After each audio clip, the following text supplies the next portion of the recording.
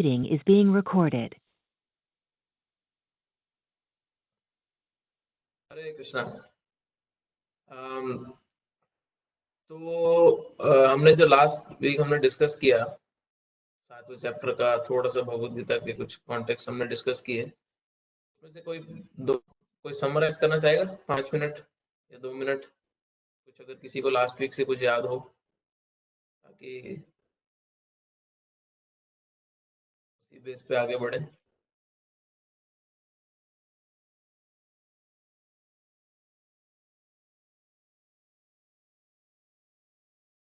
कोई नहीं करना चाहेगा तो मैं तो कर ही दूंगा, बट अगर आप में से कोई करना चाहता है तो। हरे कृष्णा प्रभु जी। राम अवतार है। कौन बोल रहे हैं? राम अवतार भारद्वाज। हरे कृष्णा प्रभु। हरे कृष्णा प्रभु। So Prabhu, we just discussed about what is the important, like our Bhagavad Gita that is divided into the 3 parts. ये हो सकता है ब्रो, ये वाला भगवद गीता सेशन है। Okay, Prabhu, yes.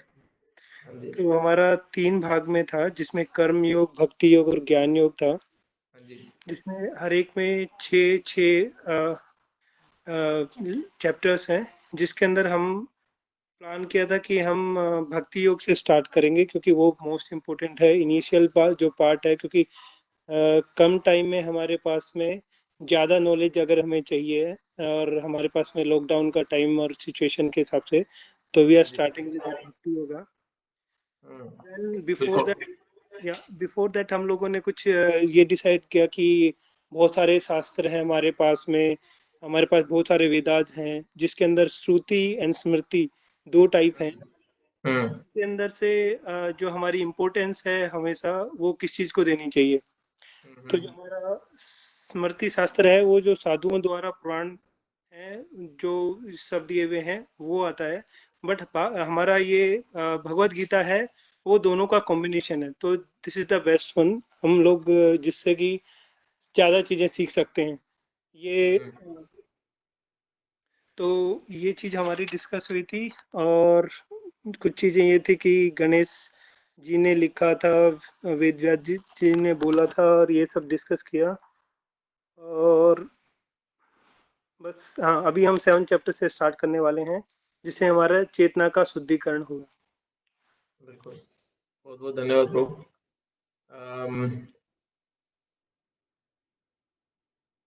तो हमने ये डिस्कस किया था लास्ट टाइम कि हम ये 7वें चैप्टर से शुरू कर रहे हैं, और हम 7वें चैप्टर का पहला जो श्लोक है वो काफी हद तक खत्म भी कर चुके हैं। क्योंकि पहला जो श्लोक है वो पूरे के पूरे चैप्टर का नींव रख रहा है, पूरे अध्याय का नींव रख रहा है, और बहुत ही इंपॉर्टेंट है, बहुत ही ज्यादा इंपॉर्टेंट है।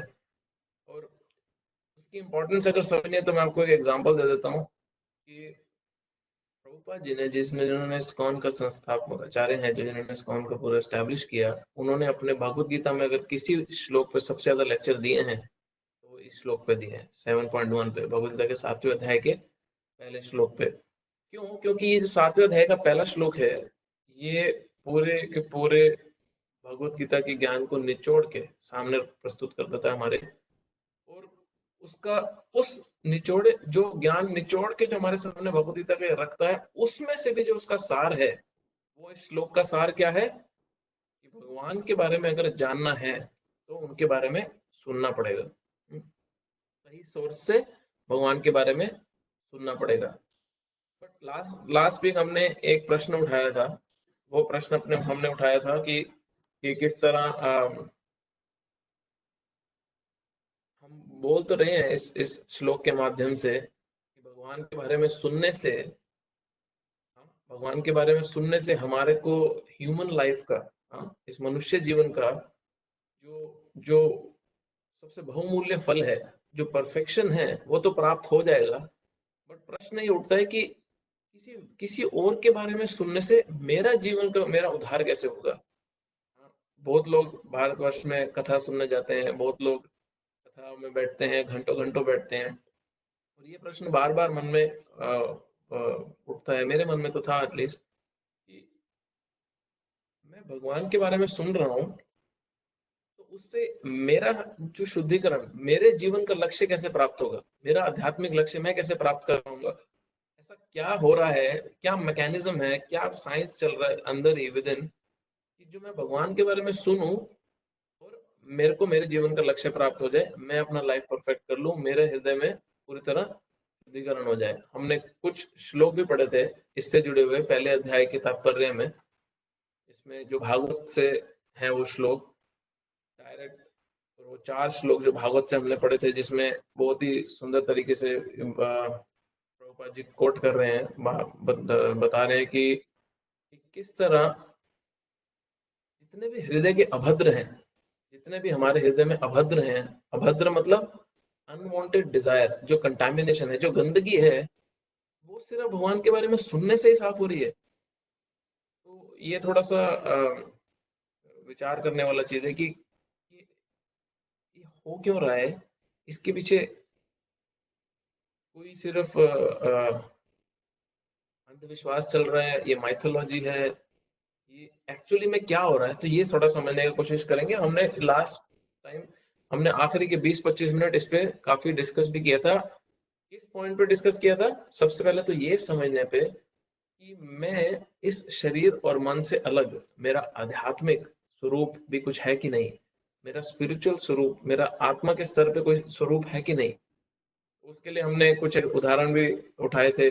जैसे एक उदाहरण था कि किस तरह मैं छोटे से बड़ा, बड़े से बूढ़ा होता जाता हूँ, मैं नहीं चेंज होता, मेरा शरीर चेंज होता है। दूसरा हमने लिया था कि किस तरह कृष्ण भगवद गीता में एक उदाहरण इस्तेमाल करते हैं कि अगर मैंने ये कपड़ा पहना हुआ है तो ये कपड़ा मैं नहीं हूँ, बट इस कपड़े का ध्यान मुझे रखना है, बट ये भी समझना जरूरी है कि ये कपड़ा मैं नहीं हूँ, ये कपड़ा मेरा है। तो ये शरीर मेरा है, मैं शरीर नहीं हूँ।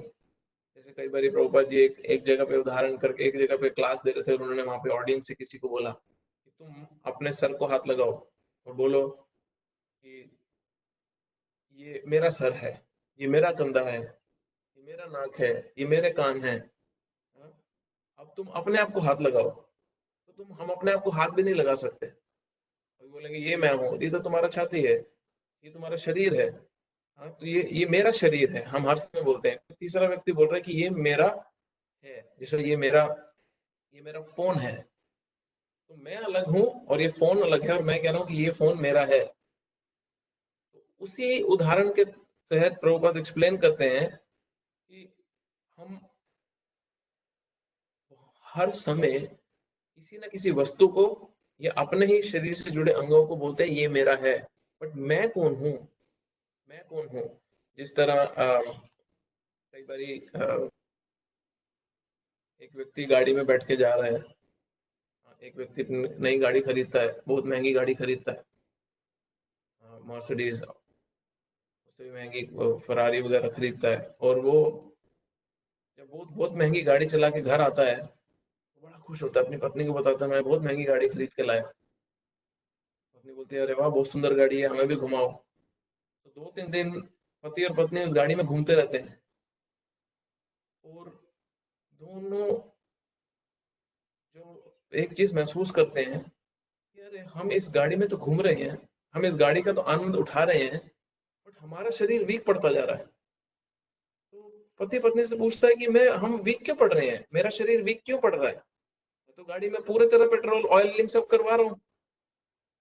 हाँ, तो ये उदाहरण भी शास्त्र में आता है एक जगह पे, जहाँ पे भगवत गीता में स्वयं कृष्ण बोल रहे हैं यंत्र रूढ़ानी माया, ये जो शरीर है ये एक व्हीकल की तरह है। जिस तरह एक गाड़ी में आप बैठे हो, तो गाड़ी में आप ऑयलिंग अच्छे से कराओ, महंगे से महंगा पेट्रोल भरवाओ, तो वो ड्राइवर का खाना नहीं है, वो गाड़ी का खाना है।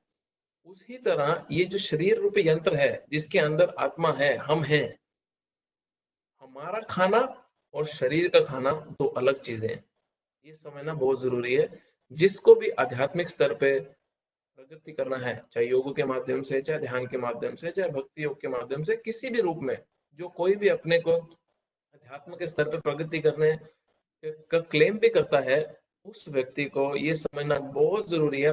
पहला रिक्वायरमेंट, सबसे पहला रिक्वायरमेंट, दूसरा नहीं, पहला रिक्वायरमेंट उसको ये समझना बहुत जरूरी है कि उसका शरीर और मन से भिन्न एक आइडेंटिटी है, वो उसका स्पिरिचुअल आइडेंटिटी है। नहीं तो कई बार हम लोगों से पूछते हैं, तुम मंदिर क्यों जाते हो? तो लोग बोलते हैं हमारे को बहुत शांति मिलती है। अरे मंदिर शांति के लिए नहीं जाया जाता है। शांति के लिए जाना तो बीच पे जाके बैठो, सोना स्पा में जाके बैठो, हाँ पार्क में जाके बैठो, पेड़ के नीचे बैठो, ठंडी हवा में बैठो। शांति के लिए मंदिर नहीं आया जाता है। शांति तो भगवान के कांटेक्ट में आने का साइड इफेक्ट है। हाँ, शांति मंदिर में भगवान के कांटेक्ट में आने का साइड इफेक्ट है एक। भगवान से कांटेक्ट में इसलिए आया जाता है क्योंकि आत्मा के स्तर पे जो जीव है, जो हमारा जो स्वरूप है, आध्यात्मिक स्वरूप, हमारा पोषण ही भगवान के कांटेक्ट में आके होता है। और उसका साइड इफेक्ट है कि हमें शांति मिलती है, आनंद की प्राप्ति होती है। हम्म? मैंने बहुत साल पहले एक बहुत अच्छा एक उदाहरण सुना था, मैं आप लोगों से शेयर करना चाहता हूँ। बहुत ही सुंदर उदाहरण है। दो उदाहरण शेयर करेंगे। शायद कुछ लोगों ने पहले मुझसे भी सुन रखा हो या दूसरे से भी सुन रखा हो, बट बड़ा ही बहुत ही उसमें बहुत ही स्ट्रॉन्ग मैसेज है। एक बार ये क्या होता है कि एक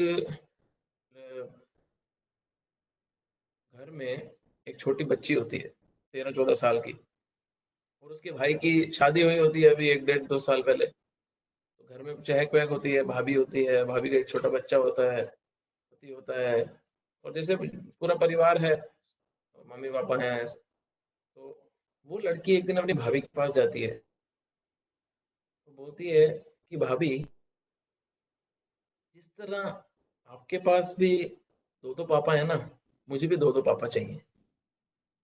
बोले क्यों? बोले एक ससुर के रूप में पापा, एक मेरे अपने पापा। तो मैं जिस भी घर में जाऊंगी वहां पे कोई बड़ा होगा मेरे ऊपर, तो मुझे बच्चे की तरह ट्रीट करेगा, मेरा ध्यान रखेगा। बोली अच्छा। बोली भाभी भाभी, मुझे भी ना एक जेठ जी चाहिए। बोली क्यों?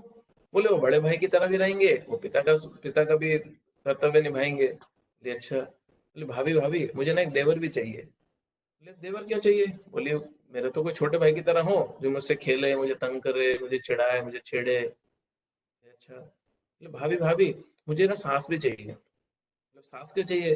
बोले कोई तो हो जिससे नोकझोंक हो, बट हो माँ की तरह, बट उससे थोड़ी नोकझोंक भी चले और माँ का काम भी हो जाए।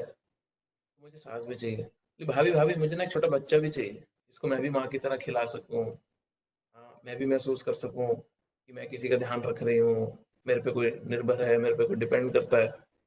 उसकी भाभी बोलती है कि तेरे को जेठ जी चाहिए, ससुर चाहिए, सास चाहिए, देवर चाहिए, बच्चा चाहिए, तेरे को ये सब नहीं चाहिए, तेरे को पति चाहिए। तेरे को अगर पति मिल जाएगा तो तेरे को ये सारे के सारे ऑटोमेटिकली मिल जाएंगे। तो वो बोलती भाभी कैसे? बोले तू सारा दिन, हम लोग अगर हम अपनी बात करें, हम सारा का सारा जीवन किसमें बिता देते हैं? सुख चाहिए, शांति चाहिए, आनंद की प्राप्ति हो जाए, कलेशों से मिट जाए, हमारे दुख दूर हो जाएं, हमारी बीमारियां ठीक हो जाएं, हमारे को ये सब सब किसी तरह मिल जाए। भगवान भगवद गीता में बोल रहे हैं कि तुम्हारे को ये सारी चीजें चाहिए जिसके पीछे तुम भाग रहे हो। अगर तुम्हें मैं मिल जाता हूँ, ये तो साइड इफेक्ट में ऐसे ही तुम्हें बोनस में मिल जाएगा। तो तुम्हें ये सारी चीजें नहीं चाहिए जिसके पीछे हम भाग रहे हैं। हमारे को एक्चुअली में भगवान चाहिए। भगवान से हमारा संबंध स्थापित करना है, हमारे को वो चाहिए। हमारे को भगवान से अपना संबंध स्थापित करना है, उसके बाद ये सारे साइड इफेक्ट तो आने ही वाले हैं। ये तो कुछ है। एक भक्त के लिए शांति, सुख, आनंद तो तुच्छ है, आता ही आता है उसको।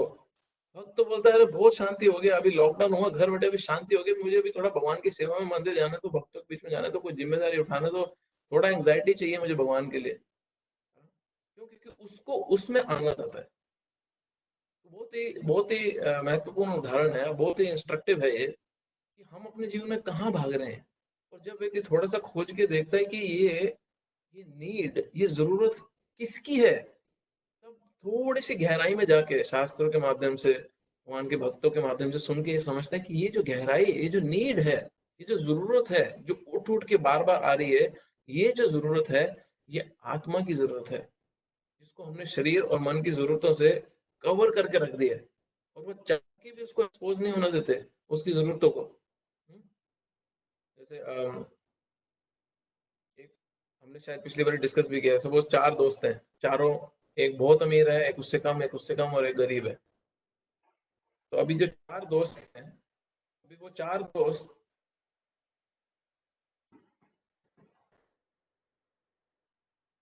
वो जो सबसे अमीर है, ये चारों दोस्त जाके एक एक अपने लिए एक चिड़िया का पिंजरा खरीद के लाते हैं। बहुत ही अच्छा पिंजरा चिड़िया का खरीद के लाते हैं। अब जो सबसे अमीर है, वो जो है वो अपने चिड़िया के पिंजरे पे प्लैटिनम का कोटिंग करवा के उस पे महंगे महंगे जूल्स और डायमंड लगवाता है उसको सजाने के लिए। उससे कम वाला जो है वो डायमंड ही लगा पाता है सिर्फ, वो रूबीज और जूल्स वगैरह नहीं लगा पाता।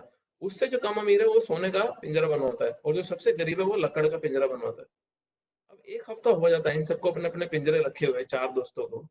अब इन 4 दोस्तों के 4 पिंजरों के बाद, जब हफ्ते के बाद सारे लोग अपने अपने पिंजरे साथ लेके आते हैं एक दूसरे को दिखाने की, देख मेरे पास कितना पैसा, मेरा पिंजरा कैसा है। वो देखते हैं कि सारे पिंजरे तो बड़े मुरझाए मुरझाए लग रहे हैं, प्रॉब्लम क्या है ये। बोलते अरे तूने तो इतने महंगे महंगे जूल लगाए हैं, इतने महंगे महंगे तूने तो इसमें आभूषण चिपका के रखे हैं, तेरे पिंजरे में जान नहीं है। तेरे तेरे हीरे जवाहरात लगे हैं उसमें भी जान नहीं है, सोने के पिंजरे में भी जान नहीं है, लकड़ वाला पिंजरा फिर भी बेटर लग रहा है।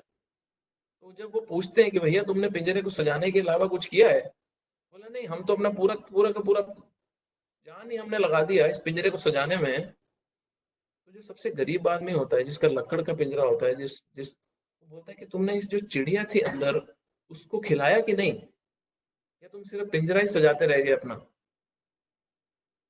तो वो जो गरीब आदमी था वो बोला कि मेरे पास इतना पैसा नहीं है कि मैं पिंजरे को बहुत अच्छा सजा पाऊं, बट मैं अंदर जो चिड़िया थी उसको थोड़ा थोड़ा रोज खिला रहा था, इसलिए मेरा पिंजरे में अभी भी जान है, वो चहक रहा है। और तुम्हारे पिंजरे मुरझा मुरझा गए हैं, भले ही वो कितने सुंदर और बहुत ज्यादा धनवान दिख रहे हो। तो हमारे जीवन में ये हमें इंडिविजुअली अपने अंदर झांक के देखना है कि हम इस शरीर रूपी पिंजरे को ही सिर्फ सजा रहे हैं, या अंदर जो आत्मा रूपी चिड़िया है उसको भी कुछ खिला रहे हैं।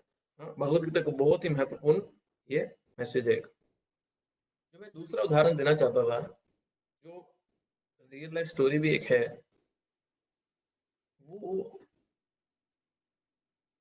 एक बार ही एक औरत होती है, हिंदू औरत होती है, बहुत गरीब होती है। हाँ, और वो अपने, उसका बच्चा पैदा होता है, उसका पति उसको,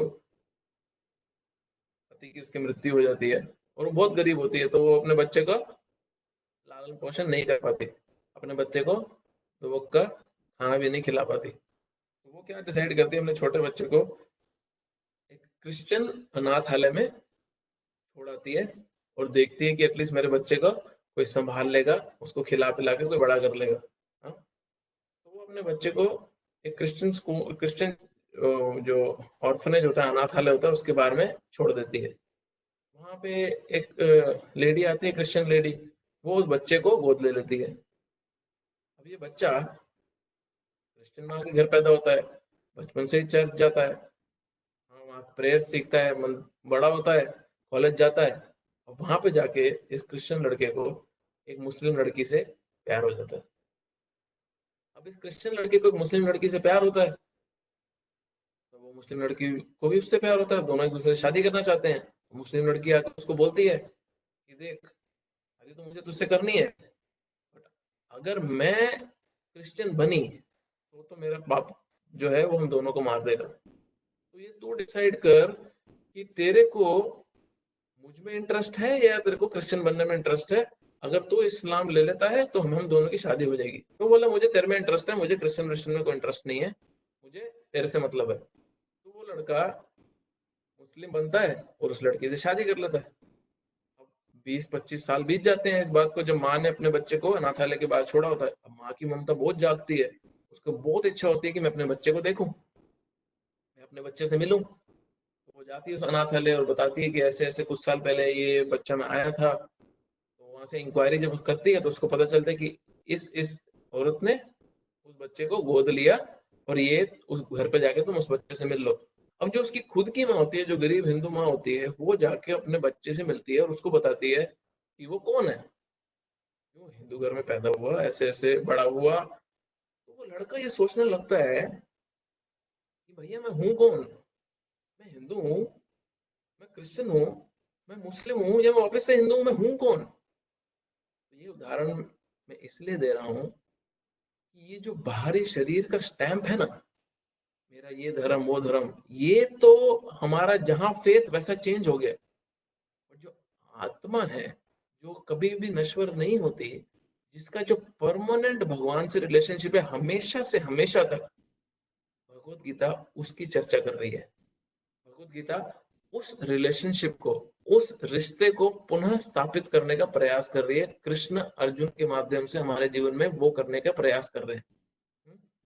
तो जिसमें ये बाहरी स्टैंप का कुछ लेना देना नहीं है, तुम हिंदू हो, मुस्लिम हो, क्रिश्चियन हो, कुछ भी है।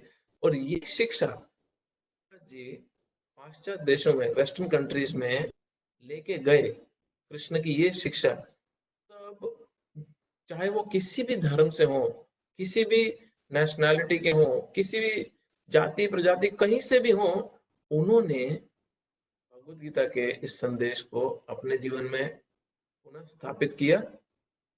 और इस संदेश के माध्यम से इतना बड़ा, इतना बड़ा भक्तों का एक पूरा का पूरा इंस्टीट्यूट एस्टैब्लिश कर दिया पूरे विश्व के अंदर। तो ये बहुत जरूरी है। तो हम अपने प्रश्न में वापस आते हैं कि अभी ये तो मैं समझा कि मेरा इस शरीर और मन से अलग एक आत्मा के स्तर पे भी कोई आइडेंटिटी है, बट भगवान के बारे में सुनने से मेरा प्रगति, आत्मा का प्रगति क्यों और कैसे होता है, वो हमारा मूल प्रश्न है। तो अब ये समझें कि जिस तरह मैं गाड़ी का उदाहरण दे रहा था, या मैं वो चिड़िया का उदाहरण दे रहा था, चिड़िया का जो खाना है, चिड़िया का खाना और पिंजरे का खाना दो अलग है। आत्मा का खाना और शरीर का खाना दो अलग है। जो शरीर की जरूरत है, जो शरीर की जरूरत है, जिससे इस बॉडी को नरिशमेंट मिलता है, इस शरीर को नरिशमेंट मिलता है, वो आत्मा को नरिश नहीं करता।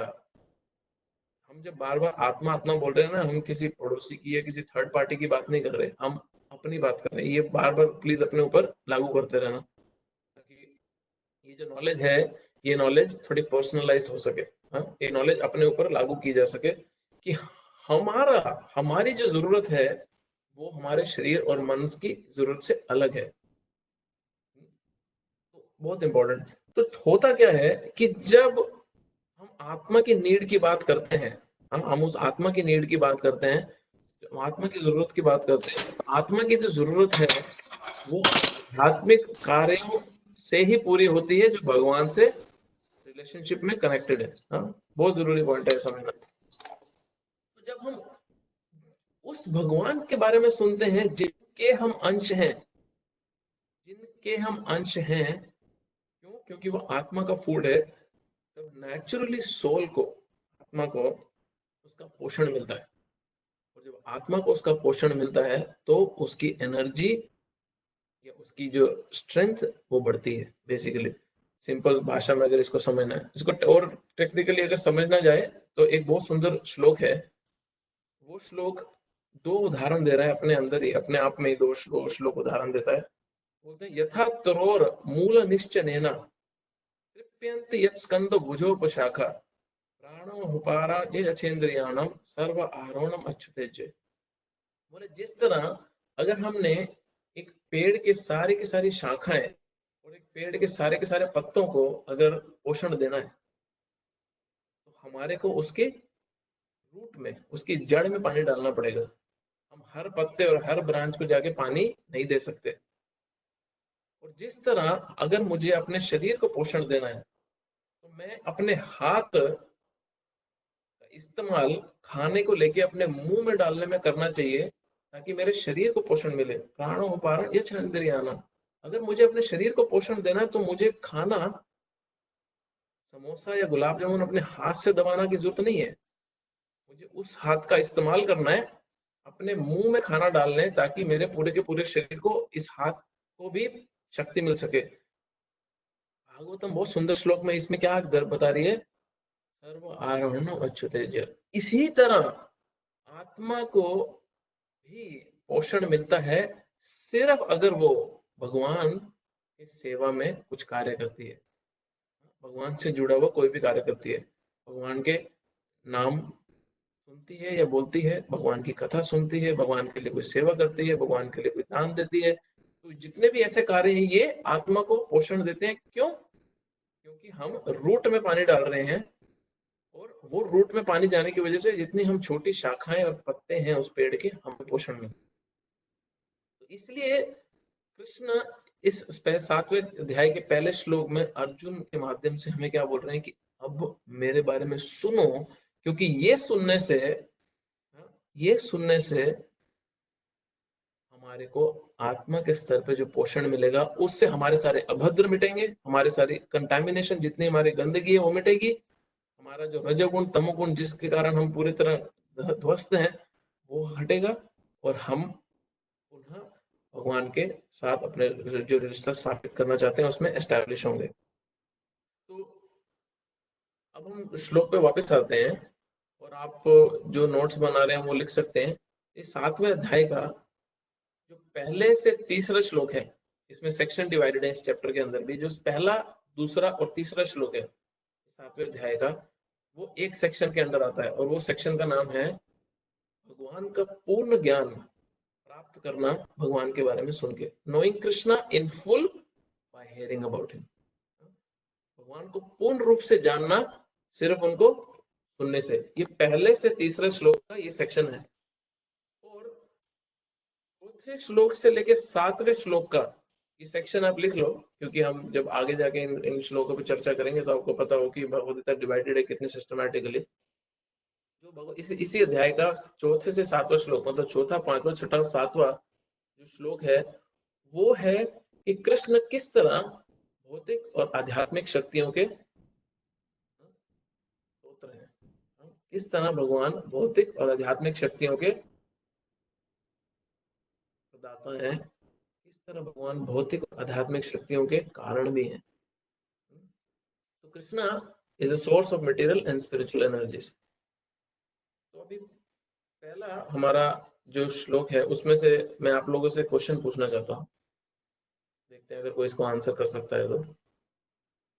आप लोगों में से सबने कथा सुनी होगी या कई बार किताब शास्त्र पढ़े होंगे, अपने बड़ों से भी सुना होगा, या हो सकता है सुना हो मदर से, ग्रैंड पेरेंट्स वगैरह से। अब आप मुझे बताओ, भागवत में से या कृष्णा की स्टोरीज में से या राम जी की स्टोरीज में से, कोई भी स्टोरीज आप जानते हो, रामायण महाभारत कृष्ण लीला आप जानते हो, उसमें से मुझे कुछ उदाहरण देके बताओ कि कौन से ऐसे भक्त हैं जिन्होंने सिर्फ कृष्ण के बारे में या राम भगवान के बारे में सुन के, सिर्फ सुने, कभी देखे नहीं, कभी मिले नहीं, सिर्फ उनके बारे में सुन के उनके प्रति पूर्ण शरणागति प्रकट करी और पूरी भक्ति प्राप्त करी, सिर्फ उनके बारे में सुन के। कोई उदाहरण आपके दिमाग में आता है तो आप प्लीज बताओ। तुलसीदास प्रभु जी। तुलसीदास का क्या है, कौन बोल रहा है, पहले आपका नाम बता दीजिए प्लीज। कृष्ण प्रभु जी। राखी। राखी, आप कहाँ से हैं? मेलबर्न। मेलबर्न, ठीक है माता जी। आप उसको कि मैं आवाज से पहचान नहीं पाऊंगा, सबको जानता भी नहीं, तो अब उदाहरण बताइए ना, क्या तुलसीदास जी का क्या, उन्होंने कैसे सुन के राम भगवान के प्रति भक्ति। तुलसीदास जी ने सिर्फ राम के बारे में पढ़ा और फिर उससे रामचरितमानस लिखा, तो आई थिंक उन्होंने राम जी से वो कभी मिले नहीं। हाँ हाँ, पर रामचरितमानस को उन्होंने अवधी भाषा में, मतलब लाइक कि रामायण का जो राम के जन्म भाषा के रूप में उन्होंने व्याख्या की है, तो इट्स कि रामचरितमानस को उन्होंने एक पूरी तरह से राम का पूरा जीवन उसके अंदर और सब मर्यादा पुरुषोत्तम के रूप में दिखाया है। हाँ, बट मेरा समझो, मेरा क्वेश्चन है कि कौन से ऐसे भक्त हैं, और तुलसीदास जी उसमें आ सकते हैं ऑफकोर्स सेम कैटेगरी में, कि जिन्होंने सिर्फ सुना भगवान के बारे में और उनका भगवान के प्रति अटूट भक्ति जागरूक हो गया। प्रहलाद महाराज प्रभु जी। किसने बोला प्रहलाद महाराज? रीना। अच्छा एग्जांपल है, तुलसीदास जी का एग्जांपल भी बहुत अच्छा है, प्रहलाद महाराज का बहुत अच्छा एग्जांपल है। क्या एग्जांपल है प्रहलाद महाराज का? प्रभु जी, जैसे उन्होंने सिर्फ उनके बारे कृष्णा के बारे में सुना ही था और उन्होंने अपनी अटूट भक्ति कृष्णा की तरफ दिखाई, यहाँ तक कि उनके फादर जब उनको इतनी अटेम्प्ट्स दी थी किल करने के लिए, स्टिल उनका फेथ जो था इतना स्ट्रांग था कि सिर्फ सुन के ही कृष्णा के बारे में, जो बापू तो उनका नहीं था, वाणी से ही जो उनका जो स्ट्रेंथ मिली थी उनको, जी। तो या वो मेरा एग्जांपल मैंने सोचा तो अगर वो प्रहलाद महाराज बहुत अच्छा उदाहरण है इसमें। प्रहलाद महाराज ने माँ के गर्भ में थे, प्रहलाद महाराज वही माँ के गर्भ में थे और हिरण्यकशिपु उनके पिता थे। हिरण्यकशिपु इतना बड़ा असुर थे, इतने बड़े असुर थे कि वो अपने सिर्फ आईब्रोज ऊपर करते थे और वरुण देव को उनका कोर्टयार्ड आके साफ करना पड़ता था। हाँ? इंद्रदेव को उनका आके सफाई करना पड़ता था। इतना बड़ा राक्षस था हिरण्यकशिपु। और जब हिरण्यकशिपु तपस्या करने गया और शक्ति प्राप्त करने, तो देवताओं को पता चला कि हिरण्यकशिपु की जो पत्नी है वो तो गर्भवती है। तो उन्होंने क्या किया कि उन्होंने हिरण्यकशिपु की पत्नी को का अपहरण कर लिया और उन्होंने हिरण्यकशिपु की पत्नी को जब किडनैप किया, अपहरण किया, तो उन्होंने, अब वो लोग देवता थे, वो आज के असुरों की तरह नहीं थे, उन्होंने उनकी पत्नी को एक सुरक्षित स्थान में एक ऋषि के पास रखा, एक अपनी कुटिया में रखा कि अभी वो लेके जा रहे थे कि जब ये बच्चा देगी तब इसके बच्चा जो एक और राक्षस आएगा, वो बोले हिरण्यकशिपु हमारे से संभल नहीं रहा है, ये हिरण्यकशिपु पार्ट 2 आने वाला है, ये कौन संभालेगा, इसलिए जैसे ये बच्चा पैदा हुआ इसको मार देंगे और जो हिरण्यकशिपु की पत्नी है उसको सेफली उसके घर पहुंचा देंगे। थोड़े देवता थे इसलिए कल्चर्ड थे, नहीं तो रावण कंस जैसे होते तो वो उसी समय हिरण्यकशिपु की पत्नी को मार देते। बट रास्ते में नारद मुनि मिले उनको और नारद मुनि ने पूछा तुम कहाँ लेके जा रहे हो कयादू को, हिरण्यकशिपु की पत्नी को? बोले ऐसे ऐसे है, इसके गर्भ में एक और बच्चा है, हमसे हिरण्यकशिपु नहीं संभल रहा, ये जब पार्ट 2 आएगा तुम्हारी तो जान निकाल देगा, ये और मुश्किल होगा, दो दो असुर कौन संभालेगा? तब नारद मुनि ने बोला नहीं तुम्हें नहीं पता है, इसके गर्भ में भगवान का बहुत बड़ा भक्त है, भगवान का एक शुद्ध भक्त है, तो तुम इस कयादू को छोड़ दो और कयादू का ध्यान मैं रख लूंगा, तुम लोग जाओ। तो जब देवताओं को सिर्फ नारद मुनि से इतना पता चला कि कयादू जो हिरण्यकशिपु की पत्नी थी उसके गर्भ में एक महाभागवत, एक भगवान का शुद्ध भक्त है, तो उन देवता लोगों ने नारद मुनि की बातों पर श्रद्धा रख के कयादू की परिक्रमा करी और उसको प्रणाम किया और उस भक्त को प्रणाम किया और वहां से चले गए। तो जब नारद मुनि ने कयादू को अपने आश्रम में शरण दी, तो नारद मुनि जब बच्चा गर्भ में था तो उसको भागवत कथा सुनाते थे और प्रहलाद ने अपनी माँ के गर्भ में सिर्फ भागवत भगवान के बारे में सुना है और उससे वो प्रहलाद इतने महान भक्त बने। इसलिए जितनी गर्भवती स्त्री है उनके लिए बोला जाता है कि तुम अच्छा पढ़ो, अच्छा सुनो, भगवान की कथा सुनो, भगवान के नाम सुनो। क्यों? क्योंकि जो अंदर बच्चा है उस पे ये संस्कार बहुत स्ट्रांग पड़ते हैं, बहुत जरूरी है। और कोई उदाहरण किसी तो बात सॉरी का? Prabhu ji, just on that note, like मेरी सिस्टर प्रेग्नेंट है, तो उसको बोल रही है प्रहलाद महाराज, रीना ही बोल रही हूँ प्रभु, तो उसको प्रहलाद महाराज की स्टोरी सुननी चाहिए या anything else related to Krishna? Prahlad Maharaj की भी स्टोरी वो सुन सकती हैं, बट प्रहलाद महाराज की तरह सुनना है, रेगुलर ओके कांस्टेंट हेयरिंग चाहिए। ओके मैं प्रभु। आपको एक चीज और बताता हूँ, अब प्रहलाद इतना महान भक्त हुए कैसे?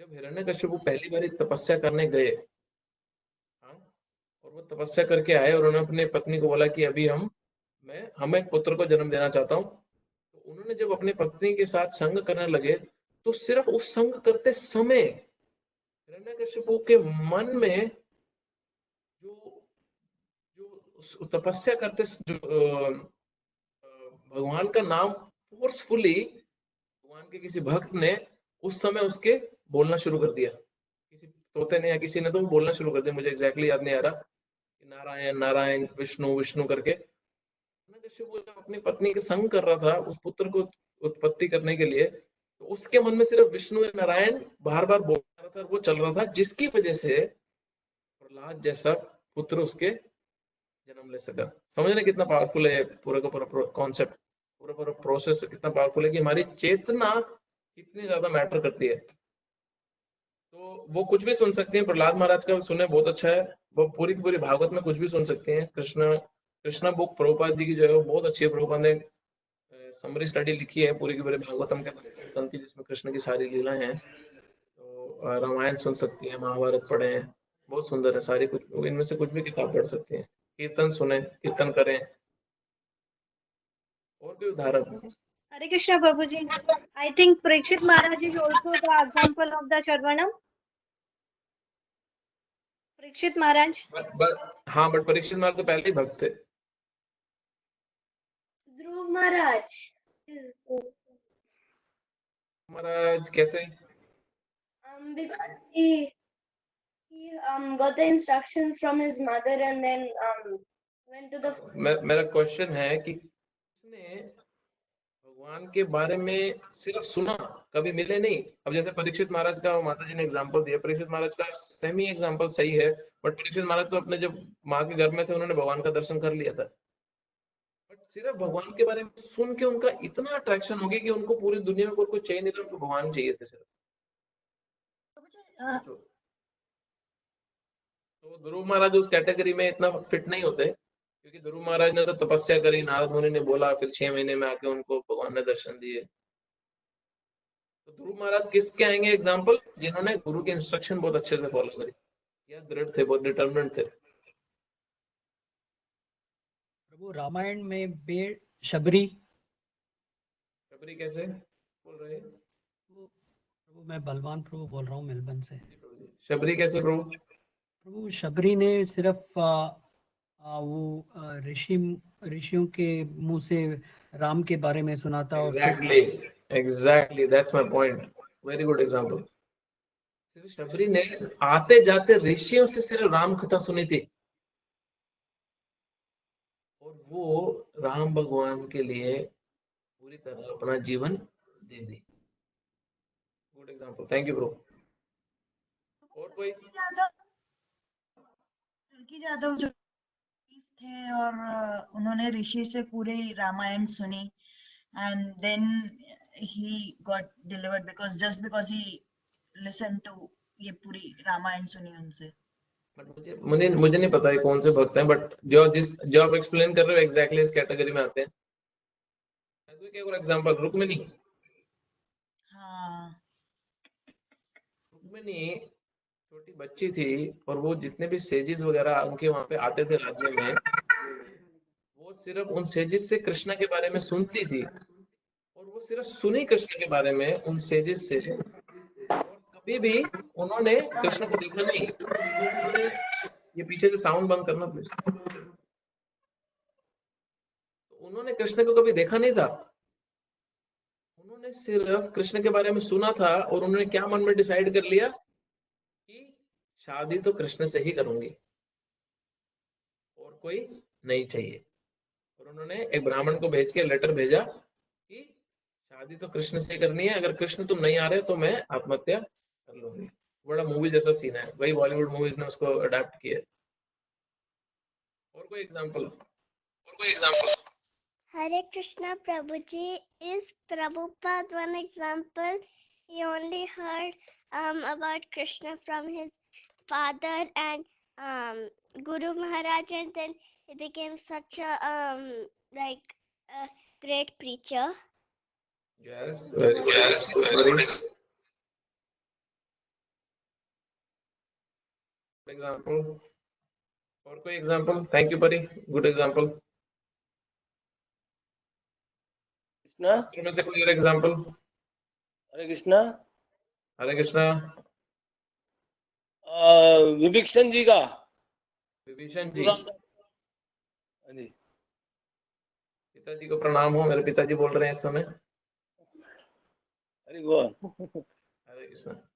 हाँ जी बोलिए। विभीषण जी को ब्रह्मा जी ने कहा था कि दशरथ के घर राम जन्म लेंगे तो वो रावण का वध करेंगे, ऐसा सुनने में आया। आपका कनेक्शन इतना क्लियर नहीं है पापा। विभीषण जी का एग्जांपल अच्छा है। विभीषण जी तो राम भगवान के अटूट भक्त थे, राक्षसों के बीच में रहते हुए विभीषण जी राम भगवान के इतने अटूट थे। सिर्फ उन्होंने अथॉरिटी से, एक राइट सोर्स से, जो ब्रह्मा जी थे, उनके राम भगवान के बारे में सुना। आप जो थोड़े भागवत वगैरह पढ़े उनको एक और एग्जांपल मैं देता हूँ। जो ब्राह्मण पत्नी थी,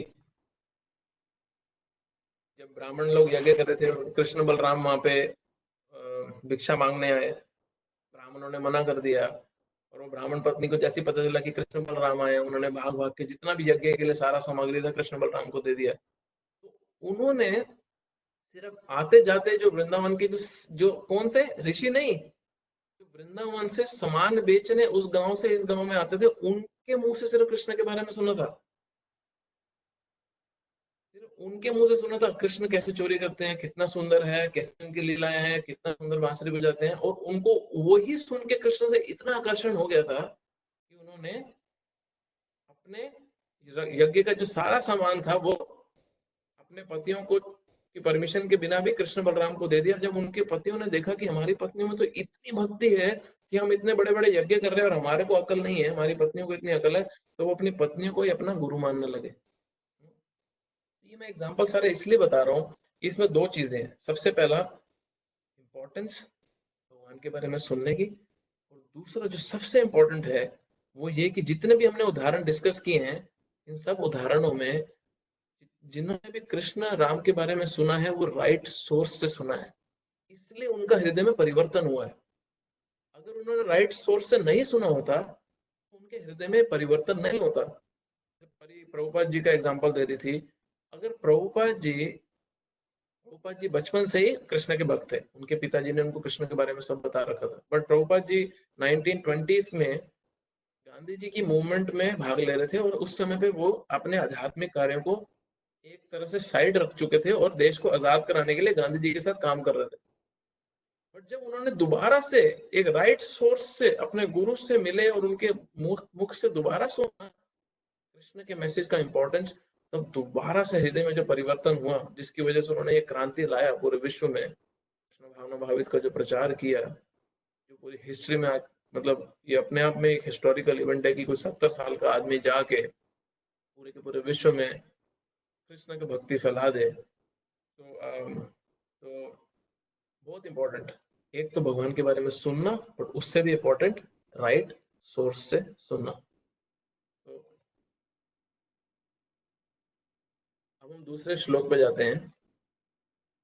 मैं संस्कृत पढ़ता हूँ और विनीत प्रभु आप उसका ट्रांसलेशन पढ़ सकते हैं। आपने विनीत प्रभु शायद मुझे कोई लिंक भी भेजा है, उसको शेयर करना चाहोगे विनीत प्रभु स्क्रीन पे? शेयर करता हूँ। स्क्रीन पे मैं दूसरा 7वें अध्याय का दूसरा श्लोक डाल रहा हूँ, जिनके पास भगवत गीता नहीं उनको काम आएगा।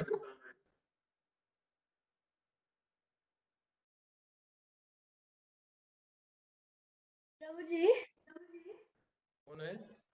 मैं गौरंगी। हाँ जी गौरंगी, बोलिए ना। Mrigari the example. Mrigari not exactly, because Mrigari को नारद मुनि का मर्सी मिला था, नारद मुनि से उसका भगवान के प्रति आकर्षण नहीं हुआ।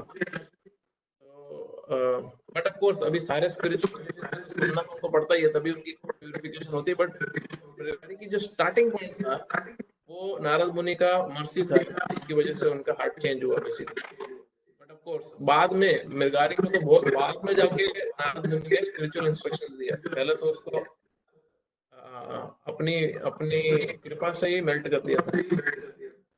बट गुड योर थिंकिंग करेंगे।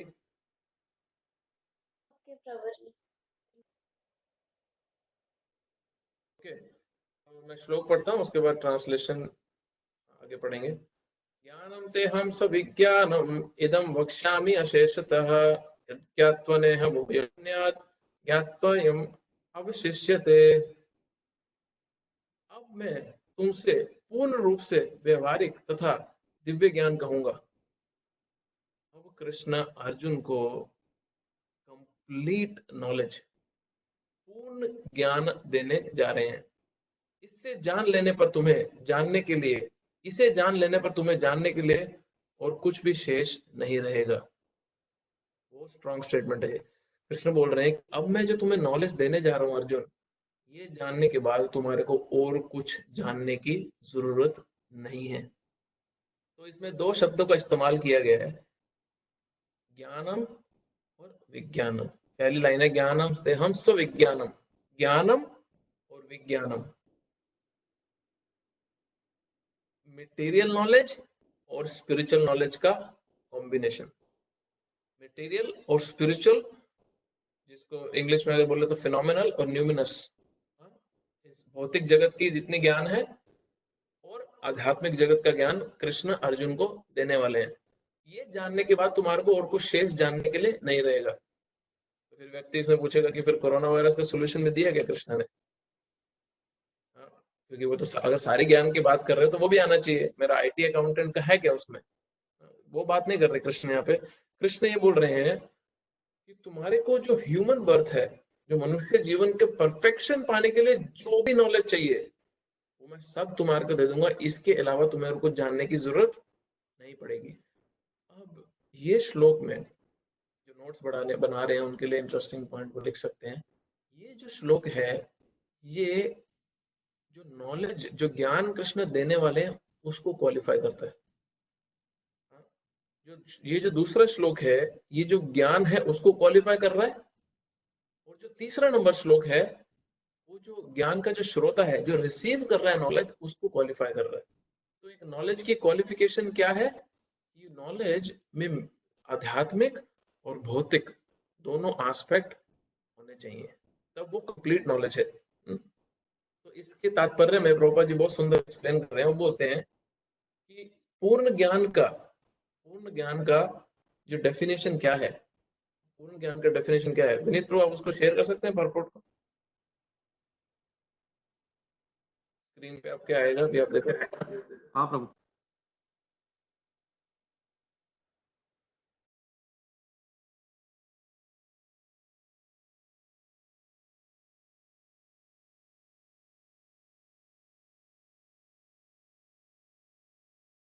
पढ़ेंगे आप विनीत प्रभु?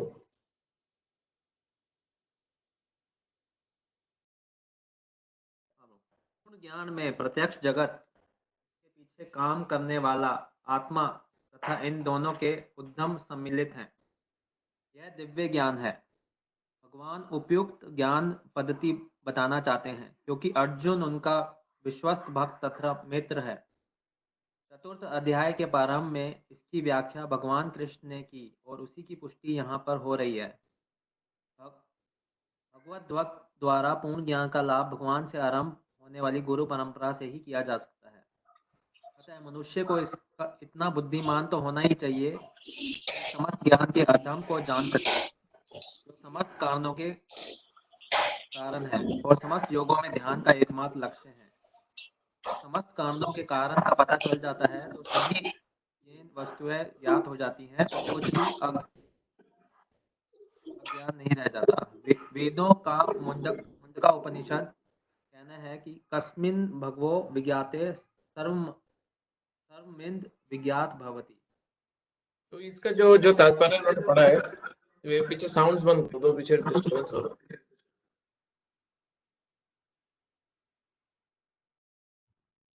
तो जो ये तात्पर्य उन्होंने पढ़ा,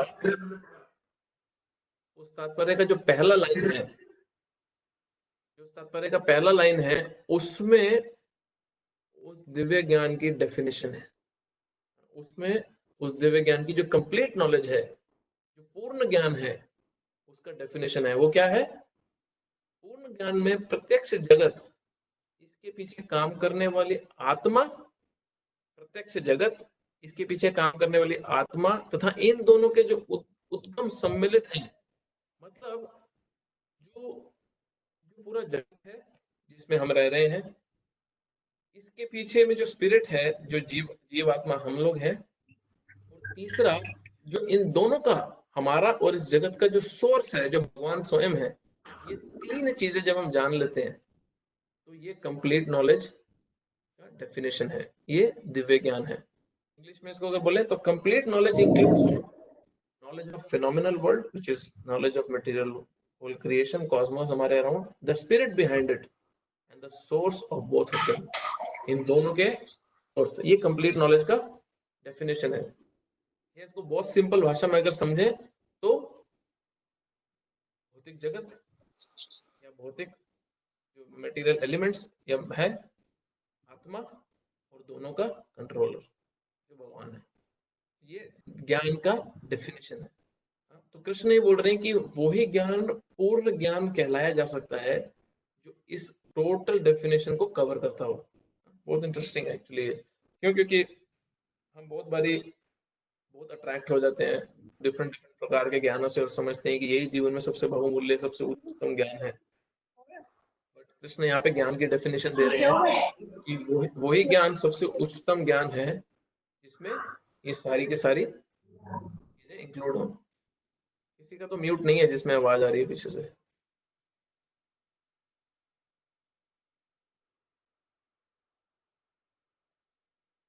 अभी ठीक है। तो इसमें अगर आप लोग लिखना चाहें आप लिख भी सकते हो। जैसे आचार्यगण इसमें कुछ बहुत सुंदर एक्सप्लेन कर रहे हैं ज्ञान और विज्ञान के जो डिफरेंट कैटेगरीज हैं। ज्ञान और विज्ञान का कैटेगरी, वो एक डेफिनेशन क्या दे रहे हैं? फिनोमिनल का, ज्ञान का मटेरियल और विज्ञान का स्पिरिचुअल। दूसरा वो बड़ा सुंदर उदाहरण क्या दे रहे हैं? वो बोल रहे हैं कि जो ज्ञान है वो भगवान का ऐश्वर्य है, किस तरह भगवान सृष्टि चला रहे हैं, किस तरह भगवान सारा कुछ प्रकट कर रहे हैं। और जो विज्ञान है वो है भगवान का स्वीटनेस, वो भगवान का जो अपने भक्तों से आध्यात्मिक जगत में जो बहुत ही मधुर रिश्ता है वो है। दूसरा वो डेफिनेशन आचार्य लोग क्या देते हैं ज्ञान का डेफिनेशन? वो बोलते हैं कि जो थ्योरेटिकल नॉलेज है, जो शास्त्रों में थ्योरी दे रखी है, और जब आप उसको प्रैक्टिस करके प्रैक्टिकल लाइफ में उसका रिजल्ट देखते हो तो वो विज्ञान है। या जैसे नॉलेज दिया, ज्ञान दे रखा है, और उसके ऊपर जब साक्षात्कार हो जाए, उसके ऊपर जब कुछ रियलाइजेशन हो जाए। अभी हम लोग ने हमने इसे सुन लिया कि हम शरीर नहीं, मन नहीं, हम आत्मा है, तो ये ज्ञान हुआ। बट जब ये पूर्ण रूप से हमारे अंदर उतर जाएगा और इसका साक्षात्कार होगा तो वो विज्ञान में कन्वर्ट हो जाएगा। तो इस तरह से कुछ डेफिनेशंस दे रखी हैं। अभी तक में जितना हमने कुछ डिस्कस किया, कोई प्रश्न? प्रभु जी आवाज नहीं आ रही। मेरी आवाज नहीं आ रही? अभी आ रही है? आवाज तो आप आ सुन पा रहे हो मुझे? हाँ प्रभु, मुझे तो आ रही है। किसने पूछा था आवाज नहीं आ रही? नहीं आ रही।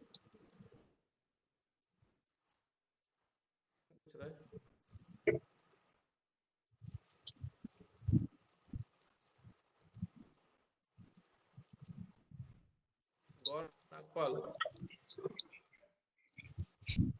पता नहीं प्रभु, आप कंटिन्यू करें, सबको आ रही है मेरी तरफ से आवाज ना। ठीक है, शायद उनके सिस्टम में प्रॉब्लम होगी, उनको म्यूट कर दो क्योंकि फिर यहाँ पे सबको उनका आवाज आएगा। ठीक है, तो अभी तक में हम जो हमने डिस्कस किया उसमें कोई प्रश्न है? नहीं तो मैं तीसरे अध्याय पे जाऊं। अभी तक कोई प्रश्न है तो पूछ सकते हैं।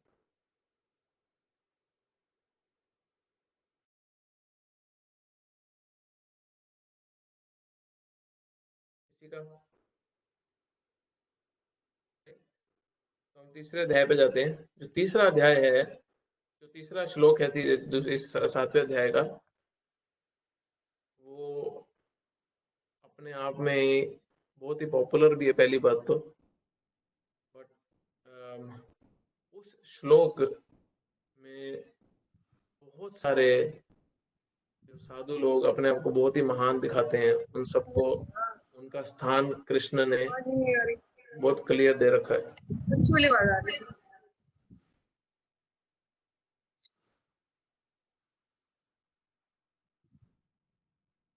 तीसरा श्लोक में पढ़ रहा हूँ। मनुष्य नाम सहस्रेषु कश्चिद् यतति सिद्धये यततामपि सिद्धानां कश्चिन् मम वेति तत्वतः। मनुष्य नाम सहस्रेषु, पहले इसका हिंदी ट्रांसलेशन एक बार देख लेते सामने। कई हजार मनुष्यों में से कोई एक सिद्धि के लिए सत्यशील होता है, और इस तरह सिद्धि प्राप्त करने वालों में से विरला ही कोई मुझे वास्तव में जान पाता है। बहुत हैवी स्टेटमेंट है। कई हजारों मनुष्यों में, पहली बात तो कई हजारों मनुष्यों में कोई एक ही सिद्धि पाने के लिए कोशिश करता है। हाँ, कोई एक ही होता है, हजारों हजारों में कोई एक ही होता है जो सिद्धि पाने की कोशिश करता है। और जब वो जो सिद्धि प्राप्त कर लेते हैं, ऐसे जब हजारों हजारों हो जाते हैं, तो उसमें से कोई एक ही कृष्ण बोल रहे हैं जो मुझे वास्तव में जान पाता है। अब ये कितना रेयर सिचुएशन है। इस व्यक्ति का कृष्ण बोल रहे हैं, उस भक्त का जो कृष्ण के बारे में जान पाता है तत्वतः, तत्व रूप से, पूर्ण रूप से। Very interesting. तो अगर इसको हम कैटेगरी वैसे अगर हम इसको देखें समझें, हजारों लोग में एक कोशिश करता है कृष्ण को जानने की। सपोज 10,000 लोग हैं, उस 10,000 में से अगर कोई एक कोशिश कर रहा है कृष्ण को जानने की, जब वो एक 10,000 बनेंगे, मतलब इसका रेशियो भी देखें तो बहुत ज्यादा हो गया, उसमें से कोई एक कृष्ण को जान पाएगा। ये मैं बार बार इसलिए रिपीट कर रहा हूँ कि हम लोग यहाँ पे बैठ के जो भगवत गीता समझने की कोशिश कर रहे हैं, अपने जीवन में उतारने की कोशिश कर रहे हैं ना, हम लोग वो एक व्यक्ति बनना चाहते हैं जिसकी कृष्ण यहाँ बात कर रहे हैं। ये स्पेशलिटी है इसका। हमारा जो अटेम्प्ट है, हमारा जो प्रयास है, वो ये है कि हम वो एक बन सकें जिसको हजारों हजारों लाखों लाखों लोग ट्राई करके भी कृष्ण को तत्व से नहीं जान पाते। और हमारा क्वालिफिकेशन क्या है? हम क्यों कॉन्फिडेंटली बोल सकते हैं कि हम वो एक बनने की कोशिश कर रहे हैं? कोई बता पाएगा? आप में से कोई बताना चाहेगा कि क्यों हम ये डेयर भी कर सकते हैं बोलने का कि हम वो एक बनना चाहते हैं जो कृष्ण बोल रहे हैं कि लाखों लाखों में से कोई एक ही व्यक्ति होगा जो मुझे जान पाएगा। Devotees mercy. भक्तों का कृपा। यहाँ और कुछ We are hearing from the right source. किसने बोला ये? Nisha. हमारे पास फैसिलिटी क्या है पता है? हमारे पास एक सही सोर्स से सुनने का अपॉर्चुनिटी है। हम भगवान के मुख से जो डायरेक्ट शब्द निकले हैं, हम उसको सुन के अपने लाइफ में अप्लाई करने का प्रयास कर रहे हैं, जो भगवान के भक्तों द्वारा हमारे को समझाया जा रहा है। ये हमारा क्वालिफिकेशन नहीं है, ये हमारा फॉर्चून है। ये हमारे पे कृपा है कि हम वो एक व्यक्ति बनना चाहते हैं और हम बोल रहे हैं कॉन्फिडेंटली कि हम वो एक व्यक्ति। सोचो ना कितना बड़ा बात हुआ कि लाखों करोड़ों में से मैं वो एक व्यक्ति बनना चाहता हूँ जो कृष्ण को तत्व से समझ ले। इसका वैल्यू प्लीज समझिए। मैं बार बार इसलिए रिपीट कर रहा हूँ क्योंकि ये बहुत ही इंपॉर्टेंट पोजीशन है। तो ये जो श्लोक है, ये जो ज्ञान रिसीव कर सकता है, जो ज्ञान जो श्रोता है, जो सुनने वाला है, उसकी क्वालिफिकेशन बता रहा है कि उसकी क्या क्वालिफिकेशन है। अभी इस श्लोक में बहुत ही सुंदर श्लोक कोट किया है प्रभुपाद जी ने भक्ति रसामृत सिंधु से। हम उस पर डिस्कस करके फिर कोई प्रश्न है तो आप पूछ सकते हैं, हम खत्म करेंगे आज का सत्र। वो है कि अथा श्री कृष्ण नाम आदि ना भावित ग्रहम इंद्रिय है सेवन मुखे ही जीवादो स्वयं एवं स्मृत्यदा। बोल रहे कि कृष्ण के जो नाम है, जो भगवान को अगर किसी को अपनी सिर्फ इंद्रियों से ब्लंट डायरेक्ट अपनी इंद्रियों से समझना है तो कृष्ण को समझ नहीं सकता, वो भगवान को नहीं समझ सकता। इसका उदाहरण अगर आपको देखना है तो देखना होगा कि जब कृष्ण स्वयं प्रकट थे महाभारत के अंदर, तो दुर्योधन तो कृष्ण का रिश्तेदार था। जैसे अर्जुन का कृष्ण से रिश्ता था, वैसे दुर्योधन का रिश्ता था कृष्ण से। बुआ के बेटे थे। तो दुर्योधन तो कृष्ण को देख भी रहा था, उनसे बात भी करता था, बट फिर भी वो कृष्ण को नहीं देख पा रहा था। वो तो कृष्ण को बंदी बनाना चाहता था।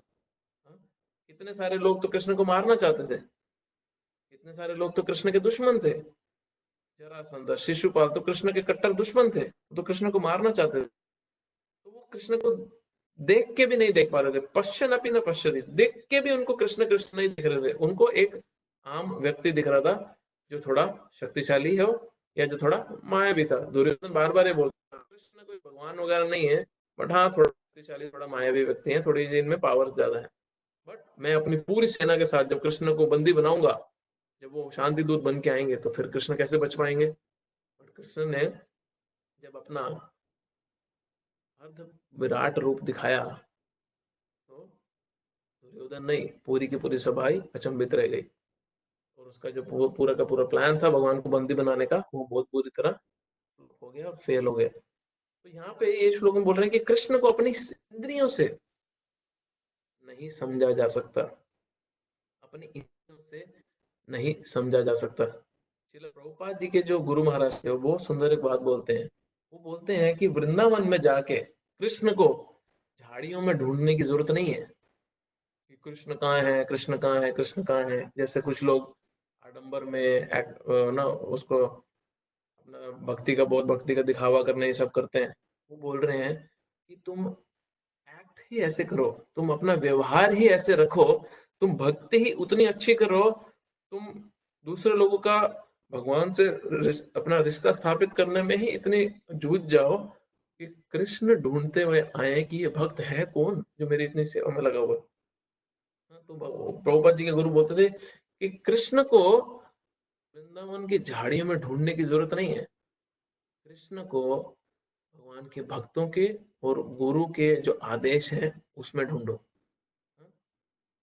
Do not try to search Krishna in the bushes of Vrindavan. Rather, search Krishna in the instructions of a spiritual master.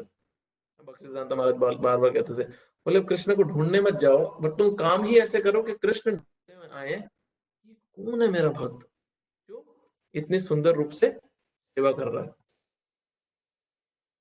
आगे ये श्लोक बोलते हैं कि भगवान अपने भक्तों को, बहुत इंपॉर्टेंट पॉइंट है, भगवान अपने भक्तों को खुद ही अपना दर्शन दे देते हैं, अपनी स्फूर्ति दे देते हैं, अपने बारे में बता देते हैं।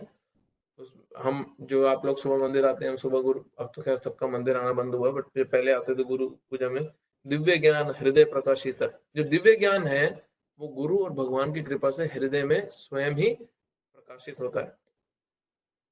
तो बोल रहे हैं कि भगवान अपने भक्तों को स्वयं अपने बारे में स्फूर्ति देते हैं, स्वयं अपने बारे में नॉलेज उनके हृदय में ही रिवील कर देते हैं, प्रसन्न होके उनकी भक्ति देख के। जब किसी भक्त की भक्ति देख के भगवान प्रसन्न होते हैं, तो भगवान उस व्यक्ति को स्वयं ही अपने स्फूर्ति दे देते हैं। सेवन मुखे ही जीवा दो, जो इसमें बड़ा इंटरेस्टिंग एक शब्द, जो अपनी जीवा से भगवान की सेवा करता है। जीवा अदो मीन जीवा से, जीवा और बाकी इंद्रियों से भी जब जो शुरुआत है वो जीवा से जो भगवान की सेवा में लगता है, उससे प्रसन्न होकर भगवान अपनी स्फूर्ति देते हैं। जीवा से क्यों बोला स्पेशली, कि जीवा बहुत ही इंपॉर्टेंट हमारे शरीर का एक अंग है। जीव की मदद से हम सारा दिन बोलते हैं, और जीव की मदद से ही हम सारा दिन खाते भी हैं, तो जितने भी बारी दिन में खाते हैं।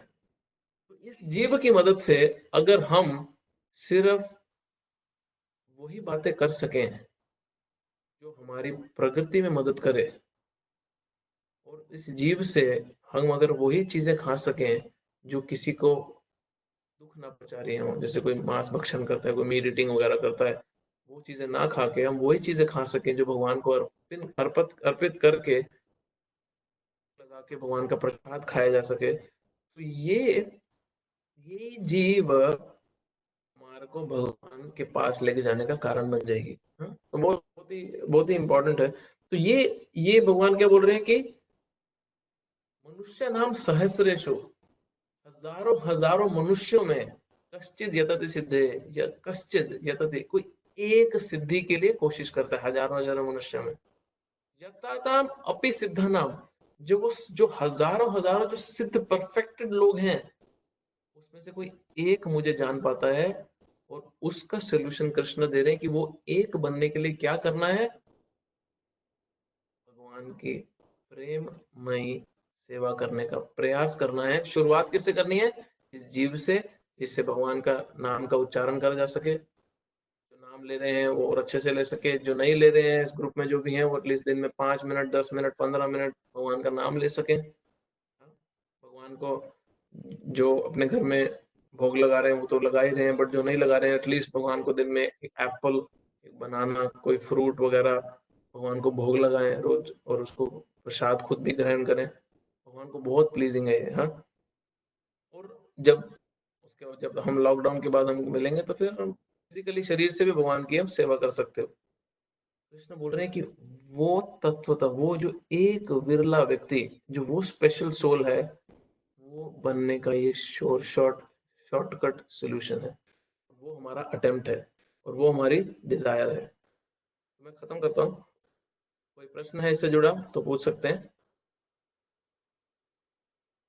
हाँ जी बोलिए। आवाज नहीं आ रही आपकी, आपको पहले अनम्यूट करना पड़ेगा आपको।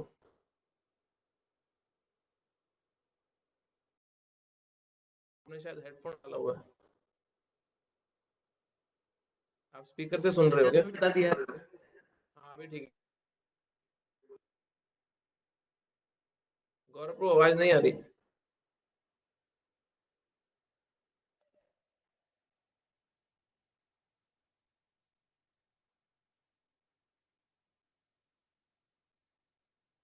वो टाइप कर सकते हैं अपना क्वेश्चन। हाँ गौरव को टाइप कर दो, प्रश्न तो पूछ सकते हैं। वो हरे कृष्णा, एक प्रश्न है प्रभु। इस श्लोक में कौन बोल रहे हैं? बलवान प्रभु हियर। हाँ जी बलराम प्रभु जी बोलिए। बलवान। इस श्लोक में और एक और श्लोक इसी चैप्टर में 19th वर्स, बहुनाम जन्मनाम अंते। हाँ जी हाँ। क्या डिफरेंस है? The message looks to be the same, दोनों में क्या अंतर है प्रभु? तो ये श्लोक में कृष्ण बता रहे हैं कि हजारों में कोई एक सिद्धि पाता है, और उसमें कृष्ण बोल रहे हैं कि बहुत बहुत जन्मों के बाद कोई व्यक्ति उस स्टेज पे आता है जहाँ पे वो ये कंक्लूड करता है कि वासुदेवम सर्वमिति, कि वासुदेव ही सब कुछ है। वैसा महात्मा बहुत ही दुर्लभ नहीं, सुदुर्लभ, बहुत ही रेयर है। तो ऑलमोस्ट काफी सिमिलरिटी है, बट स्पेसिफिक अगर आप इसमें डिफरेंशिएशन देखना चाहते हो तो एक बोल रहे हैं कि हजारों सिद्धों में कोई एक निकलता है जो कृष्ण को तत्व से समझ पाता है, और दूसरा बताया जा रहा है कि बहुत बहुत जन्मों के बाद व्यक्ति इस स्टेज तक आ पाता है। बहुनाम जन्मनाम अन्ते ज्ञानवान मम प्रपद्यते वासुदेवम सर्वम इति स महात्मा सुदुर्लभ। बट इसका जो टेक्निकल डिटेल है, जो डिफरेंस है, वो मैं आपको तभी आके बताऊंगा, क्योंकि उससे पहले मुझे जो ज्ञान है, जो वर्ड यूज करा गया उसमें, जो ज्ञानी, जो वर्ड जिसके बारे में चर्चा हो रही है, उस पे हमारी डिस्कशन काफी होगी। वो कौन है वो ज्ञानी जिसके बारे में कृष्ण बात कर रहे हैं? कि वो ज्ञानी, मैं आपको थोड़ा सा आइडिया दे देता हूँ कि वो ज्ञानी जो इतना सुपीरियर बताया है भगवत गीता में, उसको भी बहुत बहुत जन्मों के बाद ये कंक्लूजन आता है कि वासुदेवम सर्वमिति स महात्मा सुदुर्लभ, कि वासुदेव ही सब कुछ है, और ऐसा महात्मा बहुत ही ज्यादा दुर्लभ है, बहुत ही ज्यादा रेयर है। तो ये दोनों में मोटा मोटा फर्क है। हाँ गौरव प्रभु रेडी? थैंक यू प्रभु। हाँ प्रभु, उनका क्वेश्चन है कि मंत्र कितना इम्पोर्टेंट है चैंटिंग करते हुए। कुछ लोग अपने माइंड में, दिमाग में सिर्फ चैंटिंग करते हैं और मुंह से नहीं बोलते। अब आपको प्रश्न बेसिकली आप बोल तो नहीं पाओगे गौरव प्रभु, सर हिला देना। आपका प्रश्न ये है कि आप कह रहे हो कि बोल के मंत्र सुनना कितना इम्पोर्टेंट है? हाँ, बोल के सुनना मंत्र कितना इम्पोर्टेंट है अपने मन में जाप करने के मुकाबले, यही प्रश्न है ना आपका? प्रभु यही प्रश्न है। ठीक है, तो अभी देखिए प्लीज समझो इस बात को। देखो हमारा सबका मन हर समय इतना डिस्टर्ब्ड रहता है कि उसके ऊपर में आप उसको अगर उसमें आप बोलोगे कि अभी तुम इस मन के इस डिस्टर्ब्ड माइंड के माध्यम से आप ध्यान लगा के मन में ही मंत्र का उच्चारण करके, मन में ही मंत्र को उच्चारण करके उसका स्मरण करना है, बहुत कठिन है। इसलिए जो इंग्लिश में अगर सुनना तो जो मेडिटेशन, जपा मेडिटेशन का जो टिप्स है, ये जो मंत्र जाप का जो जो जो उसको सहज तरीके से करने का तरीका है, उसमें जितना ज्यादा सेंसेस को इन्वॉल्व कर सकते हैं, जितना ज्यादा हमारी सेंसेस को हम इन्वॉल्व कर सकते हैं, उतना हमारा कंसंट्रेशन बढ़ जाएगा। तो सोचो, अगर आप सिर्फ माइंड में ही चैंटिंग कर रहे हो, तो आप बस ऐसे बैठे हो और आपके माइंड में चल रहा है, तो हमारी 5 इंद्रियां हैं, टच, हियरिंग, स्मेलिंग, टंग, टेस्टिंग, आईज से देखना, और माइंड हमारा छठा इंद्रिय। तो 5 हमारी इंद्रिय और छठा हमारा माइंड। आप बीड्स उठाते हो, माला उठाते हो और भगवान का नाम का उच्चारण कर रहे हो मुंह से, तो आपका टच सेंसेशन इन्वॉल्व हो गया, आप मुंह से बोल रहे हो, आपका साउंड इन्वॉल्व हुआ, आप कान से सुन रहे हो, आपका कान इन्वॉल्व हुआ, और फिर आप उसको माइंड से मेडिटेट भी कर रहे हो, तो आपका प्रैक्टिकली 4 सेंसेस इन्वॉल्व हो गया। 6 में से 4 सेंसेस आपने मेडिटेशन में इस्तेमाल कर लिया, तो आपका प्रोबेबिलिटी है, आपका जो भगवान के नाम पे ध्यान लगाने का जो कैपेसिटी है, वो बहुत ज्यादा बढ़ जाएगा। तो इसलिए शास्त्रों में बहुत क्लियरली बोला गया है कि दोनों प्रकार से जाप किया जा सकता है, मन में भी और उच्चारण करके भी ऊंचा। बट ऊंचा उच्चारण करना आसान देता है हमारा भगवान के नाम पे ध्यान लगाना। और दूसरा, अगर हम ऊंचा बोल के कर रहे हैं, हमारे आसपास जितने भी जीव जंतु हैं, जो हमें दिख भी रहे हैं और जो नहीं भी दिख रहे, उनका भी उद्धार होता है, उनको भी बेनिफिट पहुंचता है, क्योंकि हम भगवान का नाम ऊंचा ऊंचा ले रहे हैं। तो हमारे तो माइंड के लिए उसको एक्सेप्ट करना आसान रहता ही है, बाकी भी जो जीव जंतु हैं, उनको भी मदद मिलता है। ठीक है, और कुछ, किसी का और कोई प्रश्न? प्रभु, इस पे एक प्रश्न ये है कि आप बोल सकते हैं कि जैसे अगर हम बोल रहे हैं बट माइंड उस टाइम पे कहीं और चला जाता है, अगर सिर्फ कोई माइंड नहीं कर रहा है तो then he can focus more, मतलब अगर किसी का प्रश्न हो सकता है ना, बोल के ही आप फोकस नहीं कर पा रहे हो, तो माइंड कहीं और चला जाता है, जहाँ पे आपको साउंड भी इन्वॉल्व है, जहाँ पे आपको हेयरिंग भी इन्वॉल्व है, तो आप सिर्फ उसको सिर्फ मन में सिर्फ अपने मन में सिर्फ स्मरण करके आपका कैपेसिटी तो और कम हो जाएगा उसमें मेडिटेट करने का। तो माइंड, देखो क्या है कि माइंड का जो स्वभाव है वो एक छोटे बच्चे के जैसा है। छोटे बच्चे बहुत चंचल होते हैं, वो रेस्टलेस, इधर उधर हर समय भागते रहते हैं। तो आपने अगर उस चंचल माइंड को एंगेजमेंट नहीं दिया, तो वो एक जगह पे स्थिर नहीं होता है, वो उसको कंट्रोल करना बड़ा मुश्किल है। इसीलिए ये सारी टेक्निक्स हैं जो शास्त्र खुद बता रहे हैं, क्योंकि मैन मेड टेक्निक नहीं है इस को कंट्रोल में लाने के लिए। Very important. तो माइंड का तो काम ही है, मन का तो काम ही है इधर उधर भागना। ये तो हमारा इंटेलिजेंस है कि हम क्या क्या इस्तेमाल करें टूल्स, उसको कंट्रोल में रखने के लिए, ताकि वो भगवान के नाम पे स्मरण पे फोकस कर सके।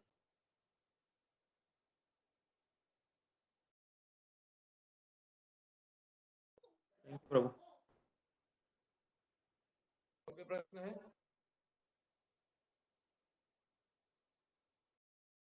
एक हम